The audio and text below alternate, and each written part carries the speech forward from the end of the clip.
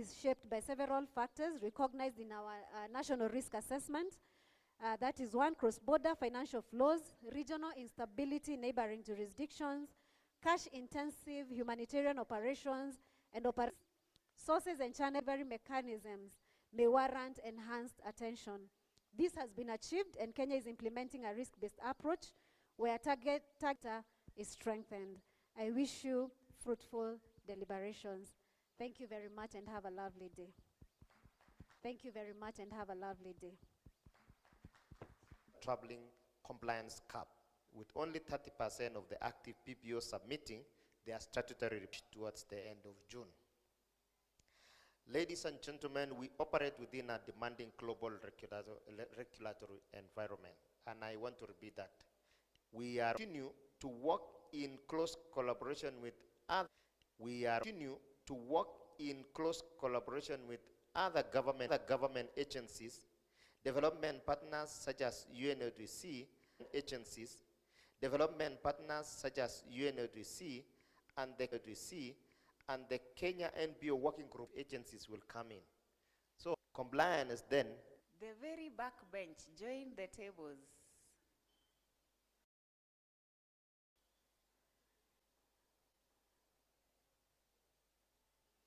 I like the distribution. I went to school and this distribution. Presentation somewhere in the program, right? Yes, it's a surprise presentation. Okay, as the setup, I think we can proceed.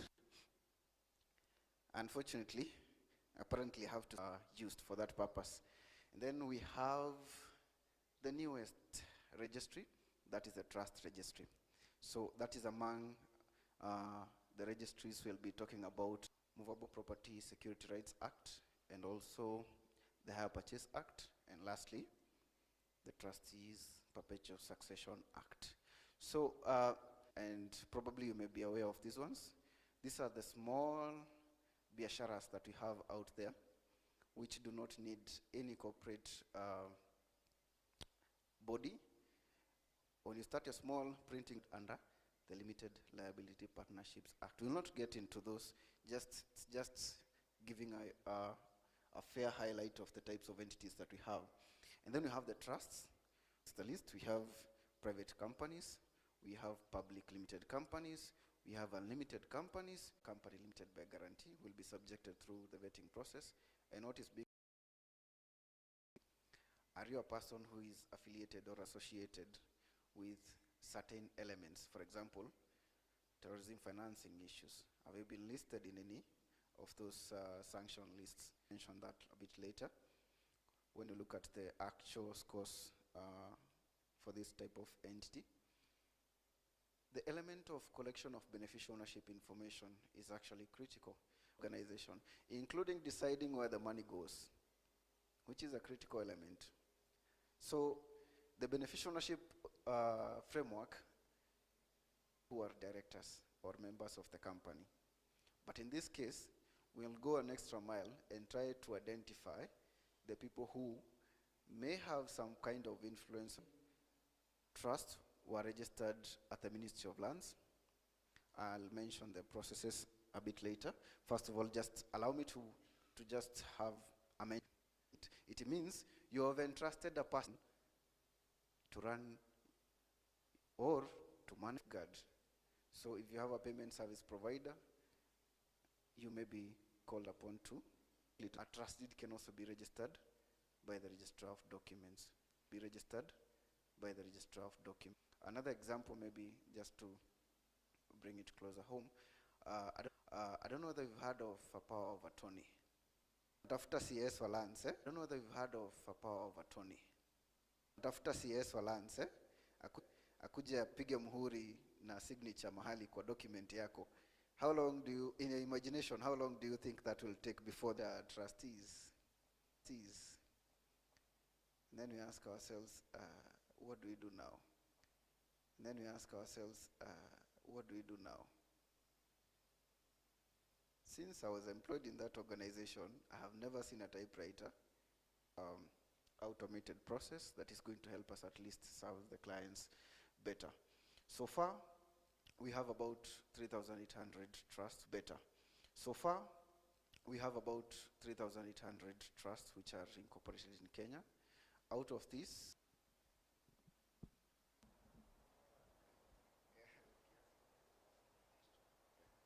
which may benefit the team in the room. I registered in this. So the question is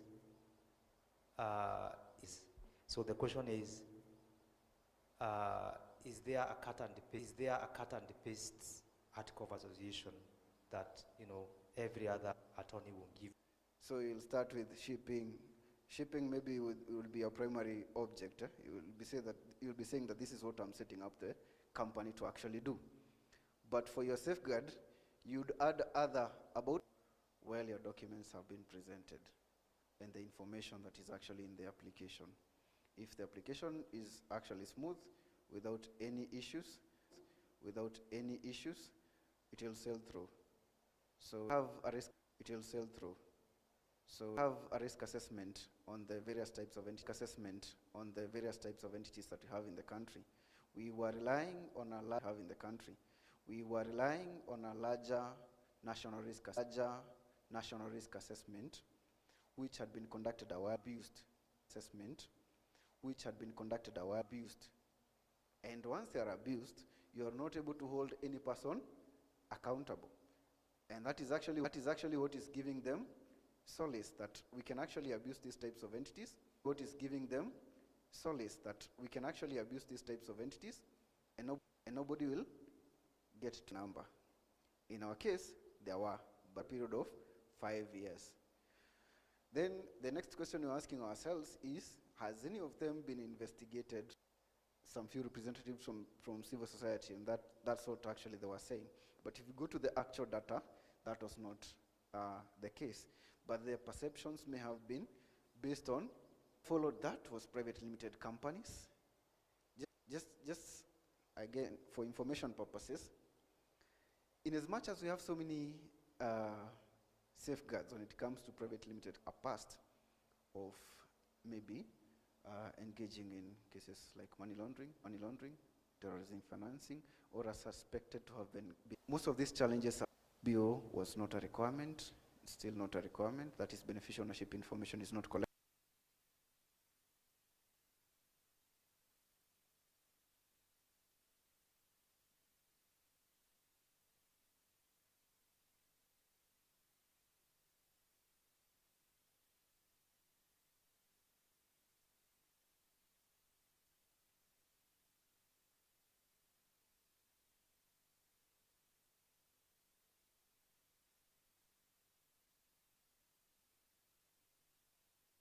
For compliance, that will be work never done.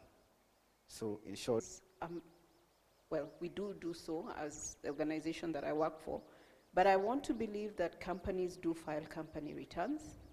Companies do file their annual returns, financial returns with KRA. So, companies, so where is that relationship? And then also, is there assumption also that all organizations registered and okay, thank you so much for that. In terms of collaboration, we do have some working relationship with KRA, and I don't know any. Anyway, in short, currently, if you're trying to register a company, you get your PIN, your KRA PIN, instantly. That is one of the measures of collaboration. I talk about the financial statements that are required to be filed under the Companies Act.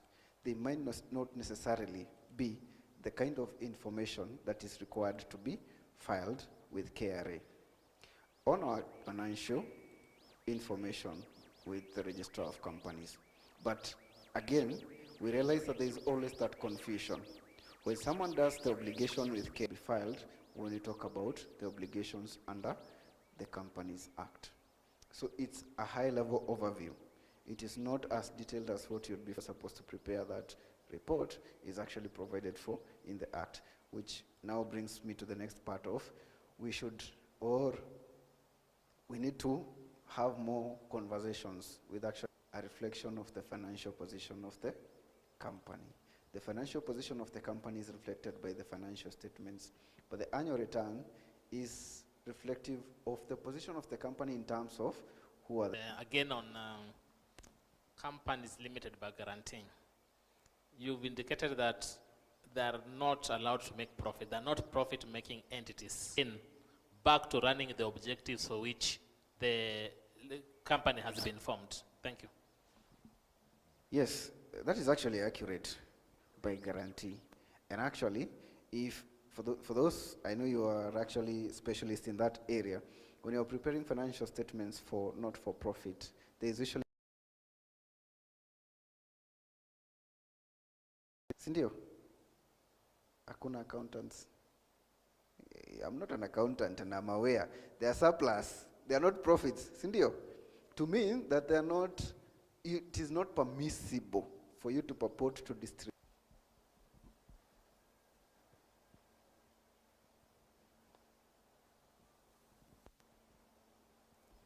Yeah, just a quick one. And also, and KRI. The same with the trust also, because sometimes you may get some funds from donors to have a trust. If the law establishing a trust says that you file a specific document to the register of companies, you are required to filing, you also do that. But I understand, and I think we'll have these conversations as we proceed. We are trying to look for a simpler way of doing this forward. We are supposed to address especially those two types of entities, the trust and the companies limited by guarantee. Yeah, so any other addition? As you said, it's information sharing.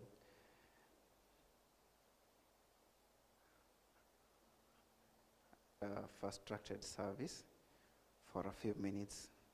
Thank you so much. A round of applause for Zakaria.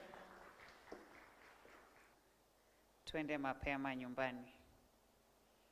It's okay. So thank you very much. As she sets up, there's this story of Chinua Achebe for you to detect. So it was possible for the rat hunter to come and say, that when idiots get rich, they don't mix with others. A round of applause for Madam Madeka.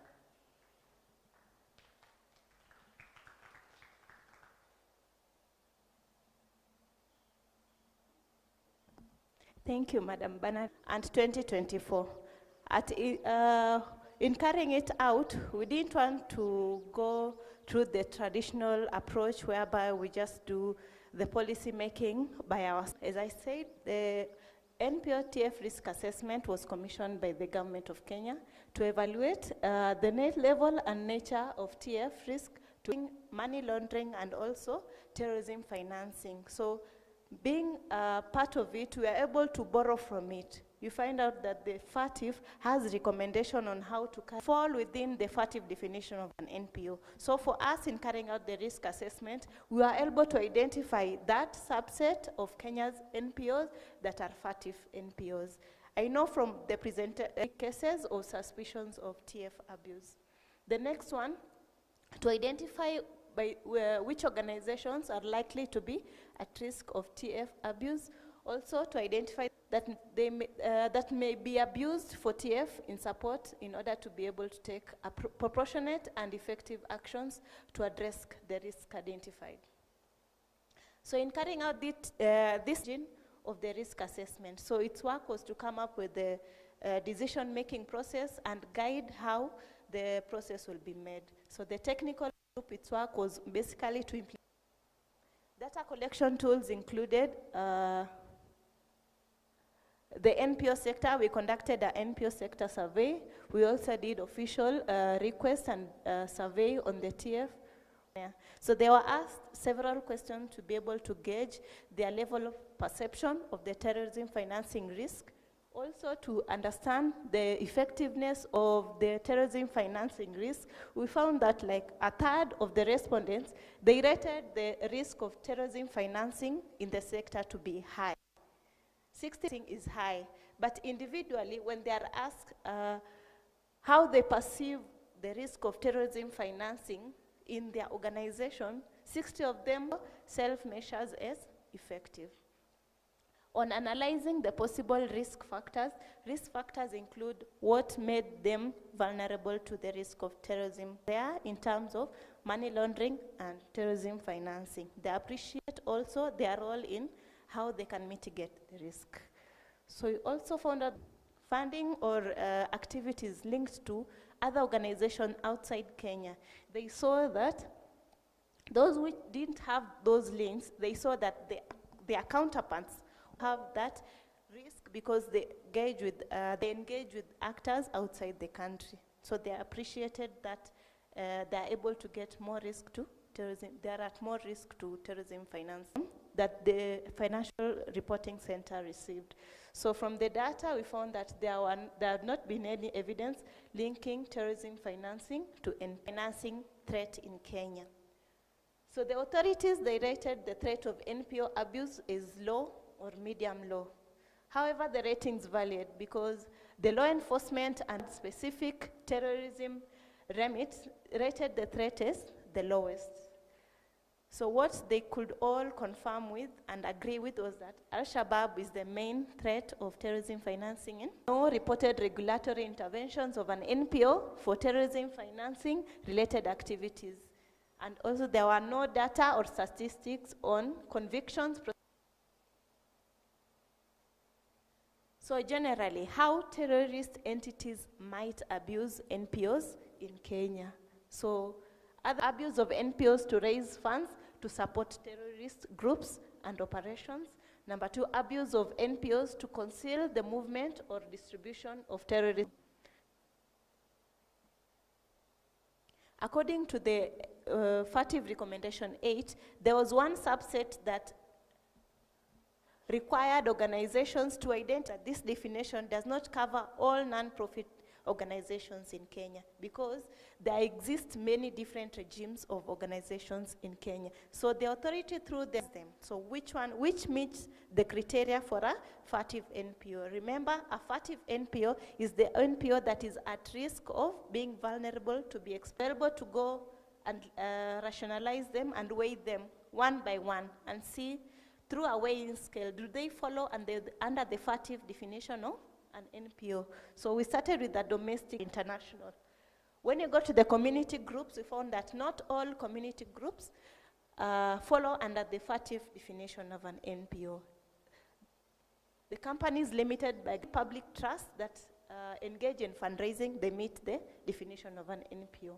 When you go to the faith-based organizations, there's only those organizations, the faith-based organizations, foreign, community-based organizations, companies limited by guarantee, faith-based organizations, and public benefit trust engaging in NGOs. So it's okay if you see that. That's how the report is. But now they're PBOs. So all of them, they follow under the FATIV definition of an NPO, and they are registered at the PBO. So at that time, over 1 million had registered CBOs. We had over 1 million registered CBOs, and during the year 2022, when we were carrying out the risk, have no income. 43% have an income between 1 and 500,000, meaning that exactly 3/4 of them have an income, threat, and vulnerability. When you are looking at the threat and vulnerability and the risk occurs when threats are exploit vulnerabilities. You realize that a vulnerability is not static, which means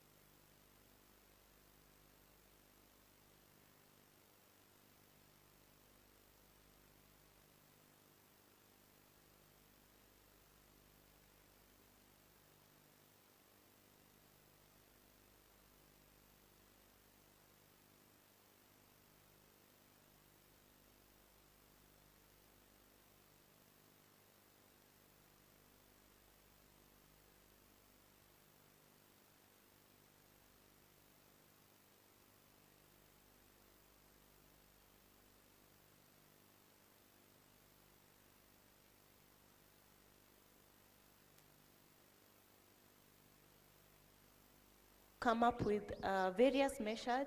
So according to FATIV, our measures are going to be targeted, proportionate, risk-based, non-disruptive, and effective. My NPOs that are potentially at risk. I've given you 8 inherent vulnerabilities. So it was up to us as PBRA to be able to come up with the specific organizations that meet the 8 criteria, that have the 8 inherent of the NPOs. Now they're going to give us about self-regulation. What are they doing to be able to safeguard themselves against TF? You realize that terrorism financing is not only terrorism financing. And also, I would like to thank you for your time, and thank you. I will welcome you to continue for your time.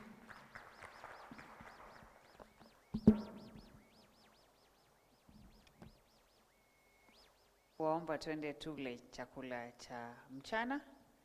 Leah, where is lunch served? Lunch, and you find there was none. And we go to understand the overall terrorism financing risk for the non-profit organization. Morning, I'm just trying to see if we can have people filling in the spaces, but if that doesn't happen, or if you don't call your neighbor to come in, then we will have to progress. So I want us to just get to come up with the aspects that are predisposed as a particular sector to TF or ML risks. TF for us, we call it the member kind of setup. And this 40-member jurisdiction, you'll find they are the big economies. And then in that, there are 2 regional and things like that. So it means if you're borrowing, then the money that you're borrowing, you're going to be given conditions to fulfill. If you're giving for the deficiencies that have been identified in any jurisdiction that now predispose you to the illicit financial flows, it is taking longer because of, they're saying now Kenya is a high-risk jurisdiction. So there are countries that are currently in the gray list, has been removed from the gray list. Nigeria, there isn't. Then Mozambique, Burkina Faso, Philippines. And you can see Mauritius actually exited the gray in end standards. That tells you then FATF must be the most important body. And Kenya is not part of the 40-member FATF. We are not in the FATF as a member. But South Africa is. Their anti-money laundering, counter-financing of terrorism, and counter-proliferation financing regimes, and how they're implementing their standards as prescribed by the FATF is a big deal when it comes to the FATF. And you remember during the Twin Tower, now ML was still there, and people are still combating money laundering, but now goal institutional, people are still combating money laundering, but now goal institutional risk profiles of a country in relation to money laundering and terrorism financing, and Recommendation 10. Recommendation 10 is about 10 and 11, the banks, the customer due diligence, KYC, has to be the one mandated to carry out financial investigation, and also be the one receiving the suspicious transactions, reports from the financial institution and other reporting entities, and then 4, increased monitoring lists, which we call gray list. Our recommendation is recommendation 8. And recommendation 8 and source document. So now you say FATF assessments. Somewhere there, ama recommendations, zote utazipata. Utazipata ziko open source. So when there is a sectoral risk whereby you're saying, I will safeguard the space such that there will be no sham non-profit organization themselves. They understand the risks, posts, and how they could be abused. And how they could be abused, but I want to move a terrorist foreign fighter from one part of the country to take them to near conflict zone. And because I need to survive, And I think this case we made sure that the terrorist fighters or the terror organization has a medic as a radicalized member of the community. And you, because you are carrying out humanitarian aid, you didn't know because you don't vet and they disappear and you never follow through where they went. If they land in the hands of the terror group or the criminals, so you find some of the things or the activities that we carry as a non-profit organization, they're the one that predisposes us or exposes us to TF risks. And how to make sure that you safeguard. You see, I will have to look through and say what happened. Where did the medical supplies go to? So I've already talked about what the two components are for the FATF, the technical compliance, and then the effect to 11. Immediate outcome, they are called immediate outcome, but you're only measuring the effectiveness of the aspect that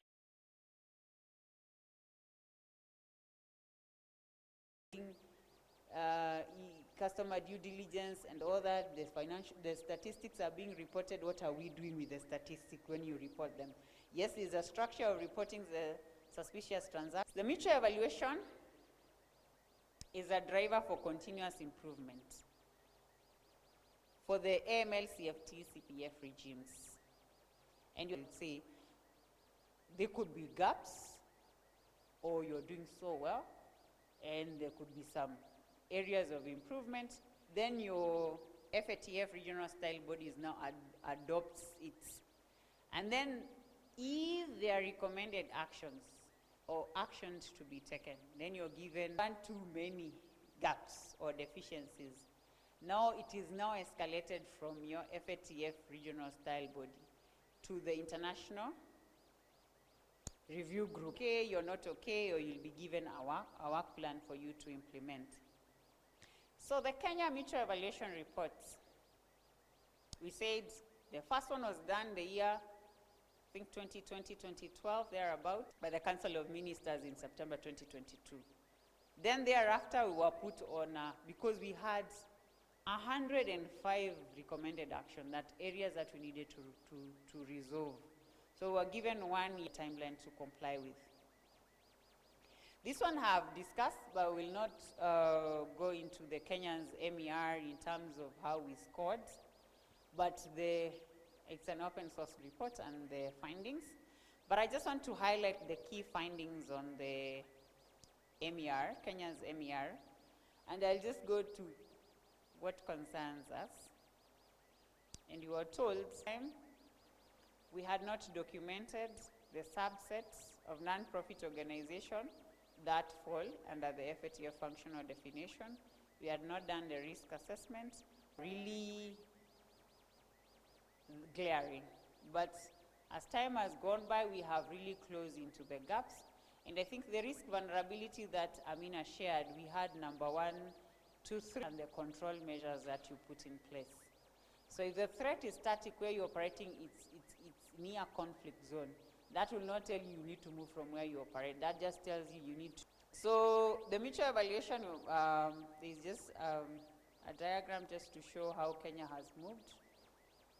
I think now we can just move to the impact of grey listing for FATF now. So giving money to EU becomes difficult. Foreign direct investments reduces. Our borrowing and things like that, the action item given to our sector for non-profit organization has not been addressed. That as it may, because it has not been done. Is anybody here a faith-based organization? Or is anyone here registered under the registrar of some charitable organization? And you also needed to make sure that the entire scope has been covered. The risk of non-compliance for us, prolonged grey listing. There's slim chances of us being escalated towards blacklisting. I think in the long run, financial hub ambitions And I think the fact that we present ourselves as it's higher compared to other jurisdictions. And you'll find we'll be in grey, this is the second time we've been grey listed. But that does not mean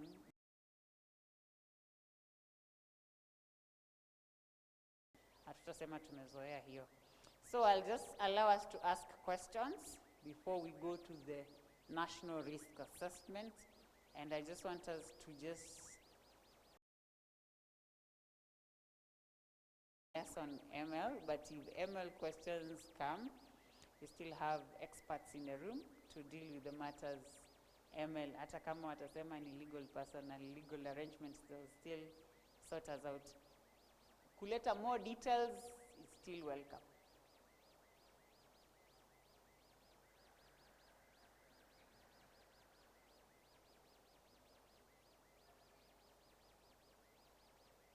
Maybe some of these questions I'll have asked during the previous session, but I think they also apply for NPOs which might find themselves handling terrorism financing and money laundering unknowingly. And the other question that I needed perhaps a debate is around CBOs have been classified as FA, considering that most social justice centers are registers within the regime of CBOs. And then I'm asking this question from the lessons that we've learned around countering violent extremism. That when it became, a lot of focus was on violent extremism and recruitment into radicalization groups. Thank you. Thank you.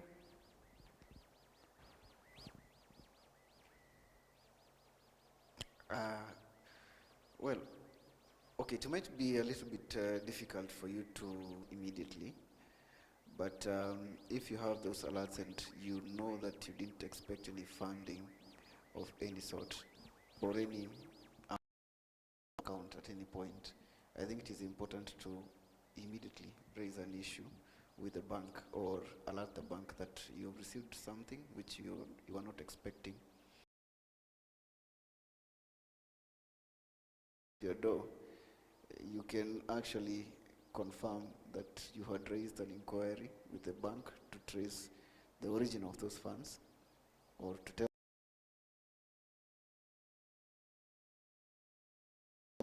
the source. And I think this also goes to you as an individual, and we've seen this quite a lot, that there are some circumstances that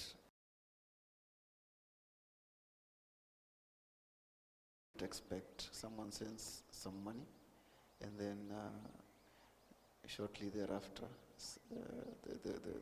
the government is after you for some reason, but actions to take place. Although I understand that it might not be in every case, there could be those circumstances where you're calling for funding and multiple people may be sending you resources issue. It could be 5 shillings, it could be 100 shillings, but for money laundering, of course, it will be big sums because someone is trying to clean the money, which will be easier for you to raise an alarm. Getting money from or you're expecting funds from, at least you'll be okay, but at least you'll have raised an issue. But it is not always that you'll be in a position to identify the money, the amounts does not matter. It could be 1 shilling, it could be 2 shillings, be alert.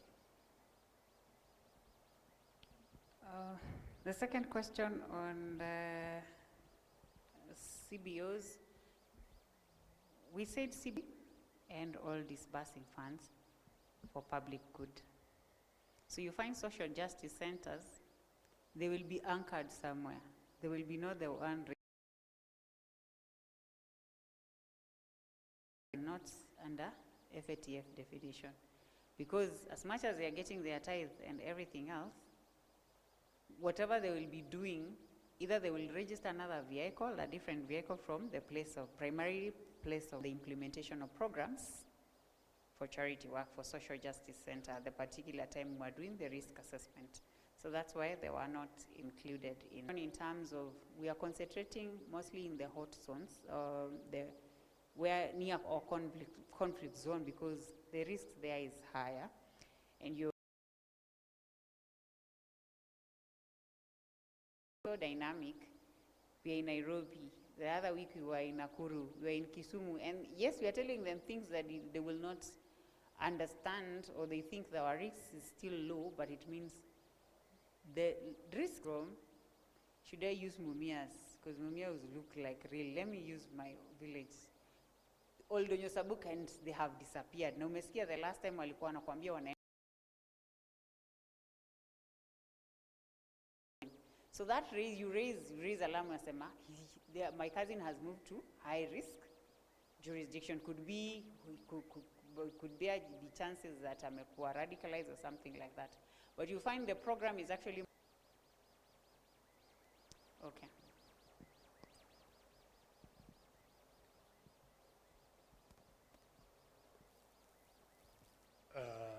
What I can see is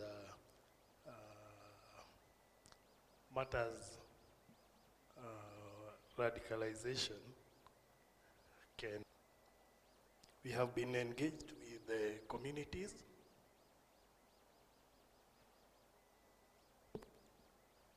in sensitizing question back so that I can maybe respond in a more appropriate. Doing a comparative analysis, and I was saying that we have NPOs which have been classified as FATF NPOs. It's so difficult for recruiters into violent extremism groups to recruit from those areas. So they shifted to other areas like Nyeri, like part of Nyeri, like part of Nyanza rather. Thank you.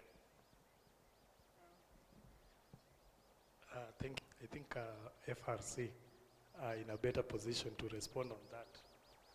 That is, now that goes to Zakaria in terms of legal persons and legal arrangements.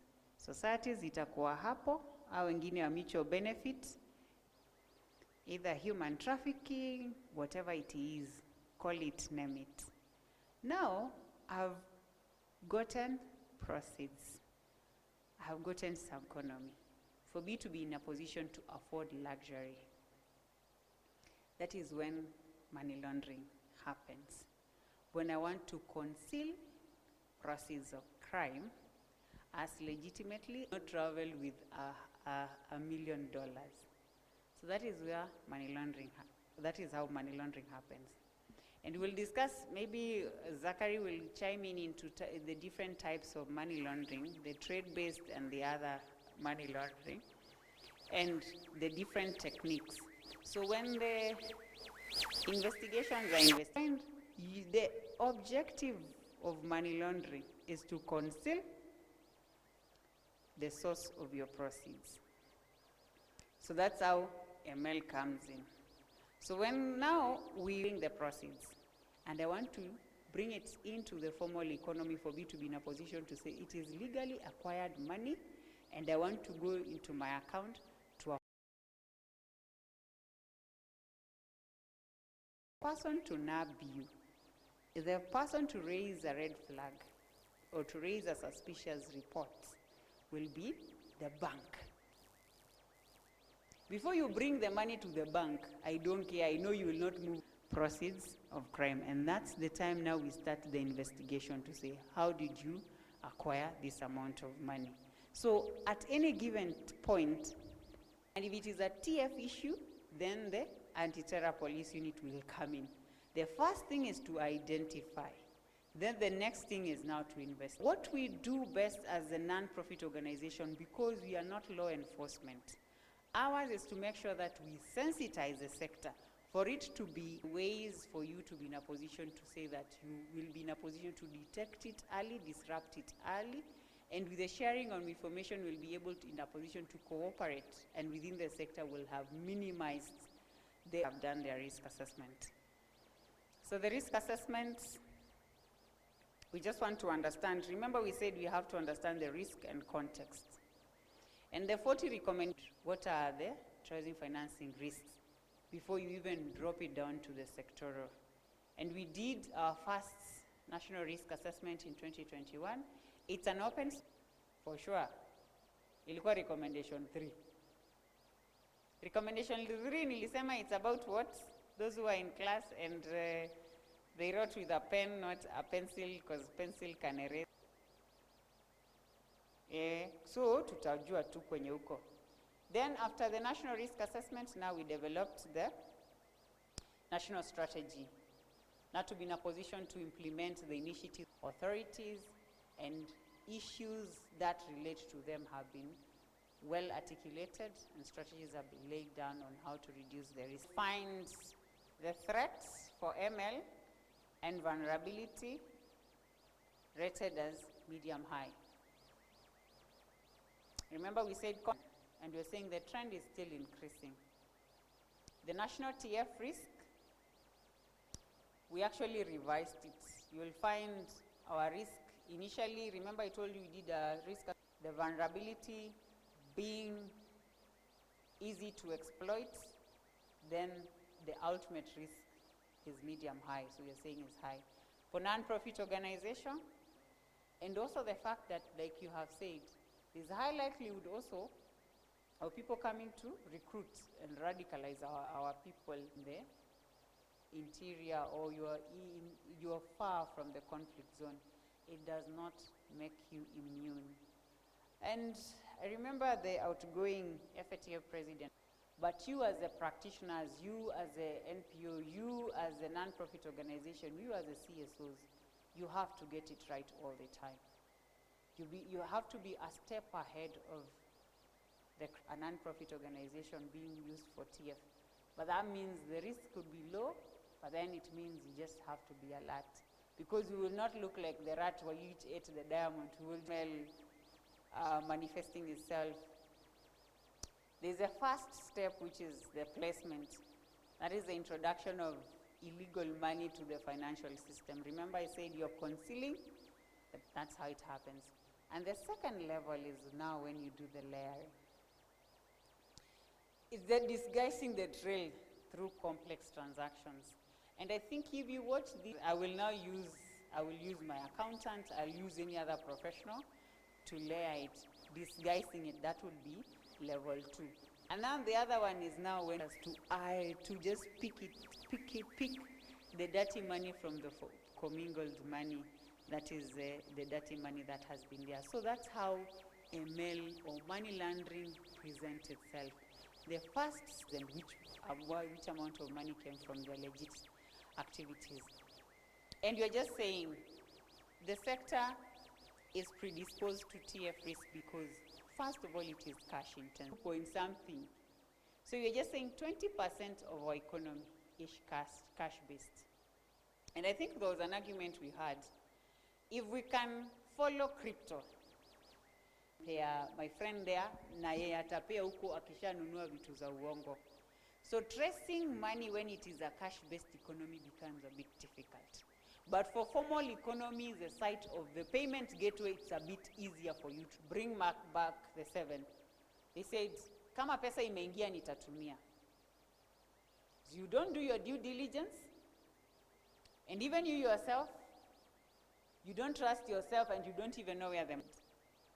And the complex funding structures, I think somebody said, and this is how fraud is becoming prevalent in the CSO sector. You find you're being given money from a foreign jurisdiction. A multinational will bring training consultant in your jurisdiction, but the money is repatriated back. And then it means that will be a cost incurred in your jurisdiction. It's a choice we have to make to protect ourselves. Let's endeavor to know our donors. Transparency and governance and records. A foreign terrorist fighter to go near conflict zone. You need to ask yourself those questions. Who are your beneficiaries?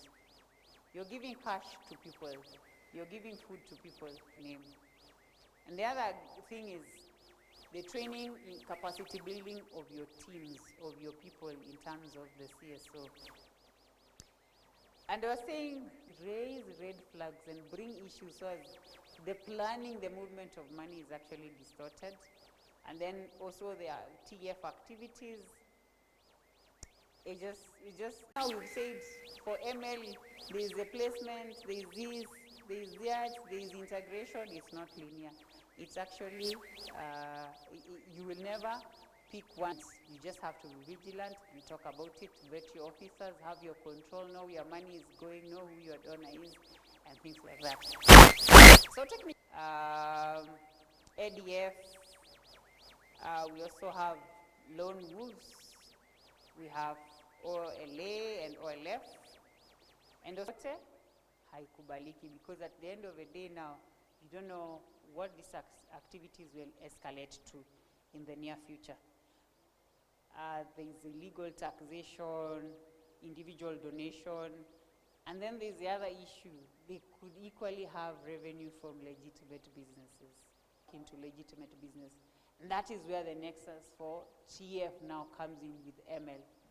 Because what would have been the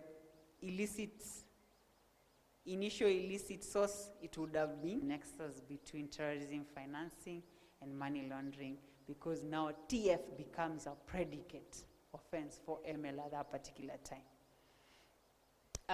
So the modes of moving money, example, and also in our report, we also have case studies. So there is the issue of the Dusit attack. It's still equally a summary in our report. There is also the issue whereby there's a movement of equipment through Kenya, activities to be done. That is part of it.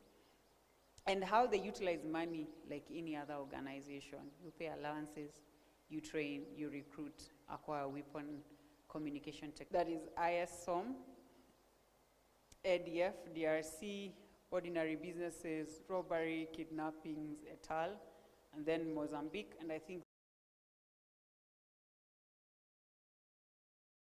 of non-profit organization being misused or abused for TF.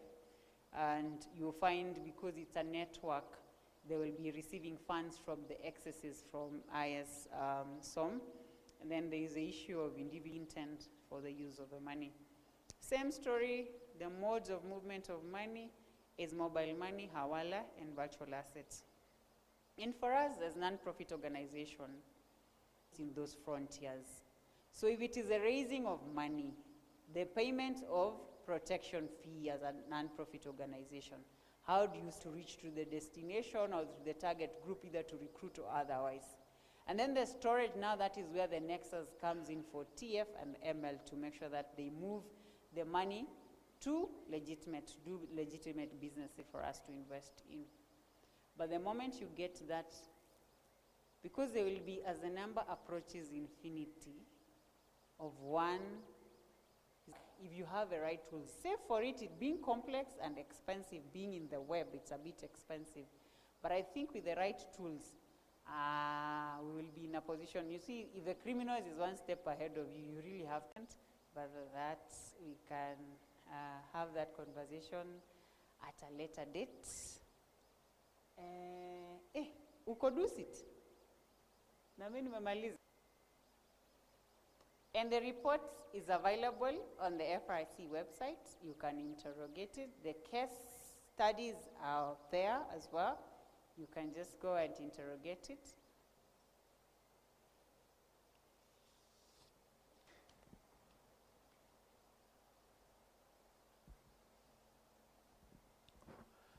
Thank you. My name is Moses.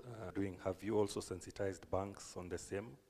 Are they aware on what to watch out for, probably, or would they be part of this vendor check to confirm that the vendor is not terrorism related? I don't know for Kenya what databases we have where we can check for any vendors that we are buying from. How can we be sure that, you know, our participants that we are working with as NPOs, are we sure that we are not financing terrorism through making payments to them? Okay.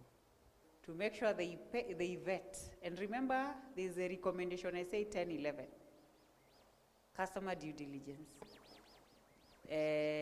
Enhanced due diligence. The regulator for the banks they have done a risk assessment.